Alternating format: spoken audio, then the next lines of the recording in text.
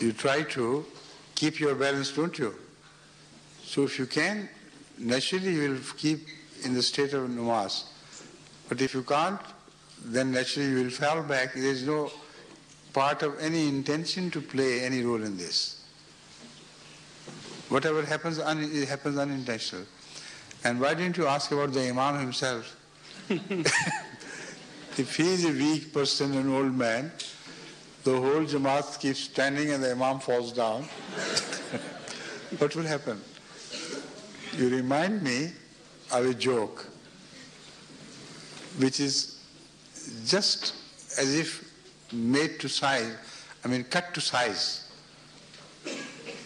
precisely made for this, to apply this question, to apply to this question, right? It is said that a poor man who was very poor, he was advised by someone when he was begging that instead of begging from humans, why don't you beg from Allah? Have a janmas, and he gave him the janmas. He said, always stand on this janmas and pray to Allah for money. He said, all right, I'll do that. So it so happened, unfortunately, that during his very first prayer, as he was begging for money, there was a very strong earthquake, and he fell back. And he took his janmas, put it under his armpit, and said, thank God. Oh God, I thank you for this. You should have been at least courteous to me. Why do you throw me back?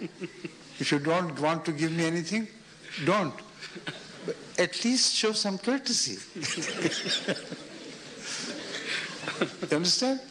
So, this joke is reminiscent of what you said. Thank you. The joke is a little bit destroyed in English.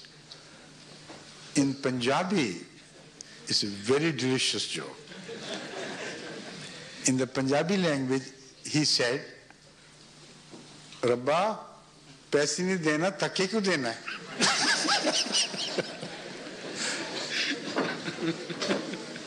If you don't want to give me money, why do you throw me back like this? Huh? Okay. This is Sabaudin from Manchester, and he says, why do we have to wear a topi? Why are you wearing a topi? Tell me. You are wearing a topi, don't you? Aren't you? What's this? You are wearing a topi. You like it? So that's why you wear it. You see, topi is a decent dress. You see yourself in the mirror with this topi on, you like it very much, as I like you with this cap on.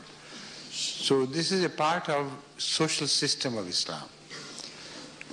You cover your head, and it imparts a quality of responsibility and decency to the person who wears a cap or a turban. If you are bareheaded, then it creates a sense of irresponsibility. And everyone who wears a cap can understand this. If you walk in the streets with caps on, you cannot indulge in hooliganism with caps on. Can you? So the cap reminds you that you are a responsible person. Right? Thank you.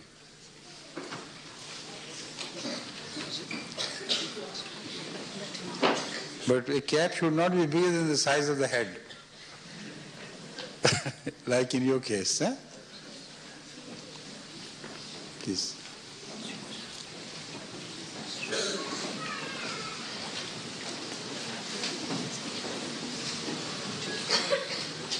जल्दी हो रहा है, अब तो काफी वक्त है हमारे पास, नहीं? 8 बजे तक फारग हो सकते हैं, इंशाल्लाह. Okay. This is Murtaza. Have you understood him? Sorry? Have you understood him at last? Yes, I've understood his question. It's a lengthy, well, it's a short question, but may require some time. His name is Murtaza Ahmed, and he says, what happened in Hazrat Sulaiman's life.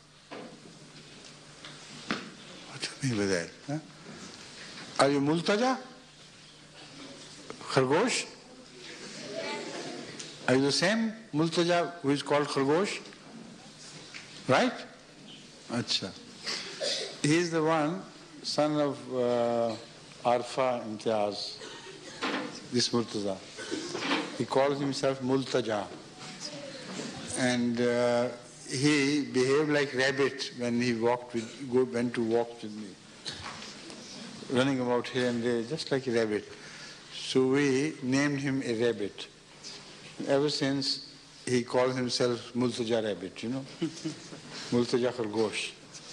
In the beginning, he took it so seriously that he went to the school and told the mistress to change his name from the register. He said, my new name is Multaja Khargosh. So the mother inquired from his mother, and then we came to know of this thing. So what is it, Multaja? About Hazrat Sulaiman. No, tell him and he will. No.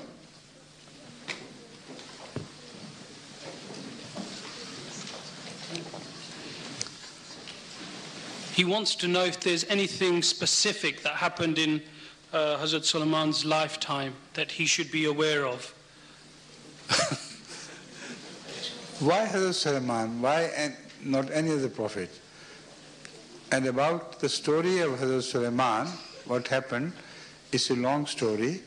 He should ask his mother to narrate this story to him. She should have done it by this time. Huh? Thank you.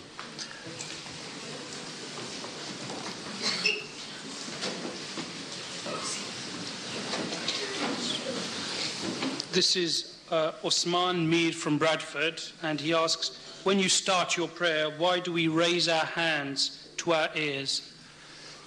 You see, there are many explanations. One is that in some forms of worship, you raise your hand in the world. In the world, there are so many forms of worship, and in some people do like this and stand like this. So, because the Islamic prayer covers every custom of the whole world, so it also has this. But apart from that, the meaning which is essential to this act is to say goodbye to the world around. You see, a sign indicating that your ears are shut to the world noises and voices. And also, when you do tawbah, you know, it's not just Islam. In anywhere, in every religion, in every race, tawbah has this connotation of touching your ears. Don't you do it sometimes? Meri tawbah. Huh? While you're not saying the prayer.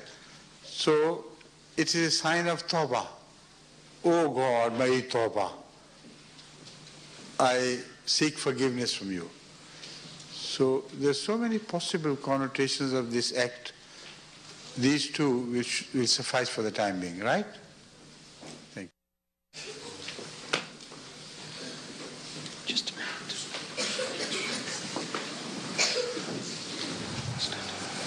This is Khalid Mir from Manchester again. Yes. He asks, what religion was Hazrat Adam? Islam. The beginning of Islam. Every religion was Islam. And it all had the fundamentals of Islam. That is mentioned in the Holy Quran that all prophets of Allah, without exception, adhere to the fundamentals of religion, which is to dedicate yourself with all the purity of your soul to the service of God and worship Him and serve His servants, that is human beings, and spend your money in His cause. These are the four fundamentals of all religions of the world.